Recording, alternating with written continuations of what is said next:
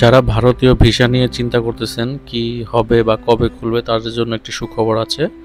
আজকে 11ই আগস্ট রবিবার থেকে ভারতীয় ভিসার সেন্টার যে IVAC, এখানে আপনারা দেখতে পাচ্ছেন নিউজ করা হয়েছে, খুললো ভারতীয় ভিসা সেন্টার। তো এখানে যেই ব্যাপারটা বললাম এখানে লেখা আছে, দেখেন, অস্থিতিশীল পরিস্থিতির কারণে 4 দিন বন্ধ থাকার পর খুলে দেওয়া হয়েছে ভারতীয় ভিসা সেন্টার IVACS।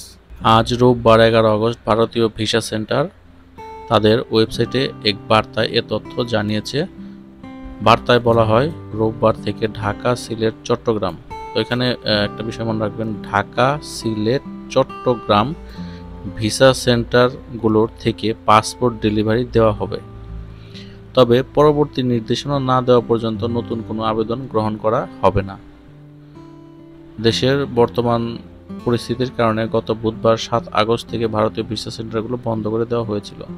তো এই নিউজটা আপনারা দেখলে অনেকেই হয়তো বা একটু খুশি হলেন, কারণ অনেকেই কিন্তু ভিসা আবেদন করেছেন এবং জমাও দিয়েছেন, কিন্তু এর মধ্যেই ভারতীয় ভিসা সেন্টার বন্ধ হয়ে গিয়েছিল। তো আপনারা টেনশনে ছিলেন যে কিভাবে আপনারা আপনাদের পাসপোর্ট ফেরত পাবেন, সেটি হোক ভিসা সহ বা ভিসা ছাড়া।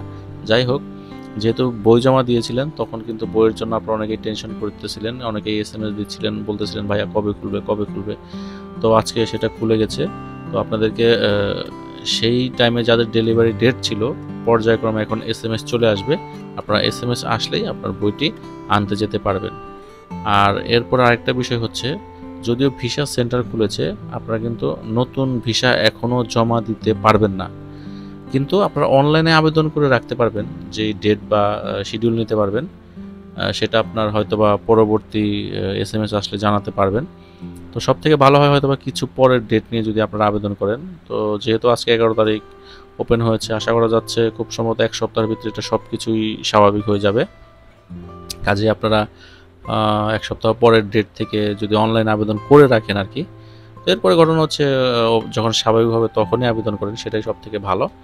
আর যেহেতু এটা ওপেন হয়েছে 4 দিন বন্ধ থাকার পর, এবং ভারতীয় সরকার বাংলাদেশের সরকারকে শুভেচ্ছা জানিয়েছে, তো কাজে সব কিছু পুনরায় স্বাভাবিক হয়ে যাবে, এটাই আশা করা যাচ্ছে। আপনার যারা চিন্তা করতেছিলেন যে পাসপোর্টটা কিভাবে ফেরত পাবো, তাদের জন্য এটি নিঃসন্দেহে একটি গুড নিউজ।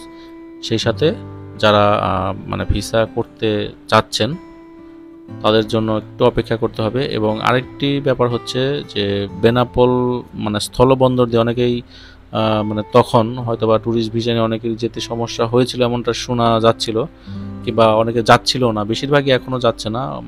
ভারত থেকে বাংলাদেশে আসার সংখ্যাটাই বর্ডারের যে তথ্য বলছে সব থেকে একটু বেশি, এই গণ্ডগোলের মধ্যে কেউ যাচ্ছেও না, শুধুমাত্র জরুরি প্রয়োজনে মেডিকেল ভিসা তারা যাচ্ছে। কিন্তু এখন থেকে দেখা যাচ্ছে যে বর্ডারে মোটামুটি সব চলাচলই স্বাভাবিক।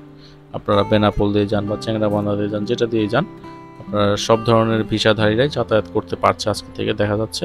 কাজেই ভারত যাতায়াতে কোনো সমস্যা নেই, আপনারা সবাই নিশ্চিন্তে আগের মতো যাতায়াত করতে পারবেন। তবে নতুন ফাইল জমা দেওয়ার ক্ষেত্রে পরবর্তী নির্দেশনা দেওয়ার পরে আপনারা সেটা ডেটটা জানতে পারবেন, এবং সেই ডেটটা বা সেই পরিস্থিতি যখনই হবে আমরা যা ভিডিওতে জানিয়ে দেওয়ার চেষ্টা করব। সবাই ভালো থাকবেন, এবং সেই সাথে যে কোনো কিছু জানা থাকলে অবশ্যই সেটা কমেন্ট সেকশনে লিখবেন। ধন্যবাদ।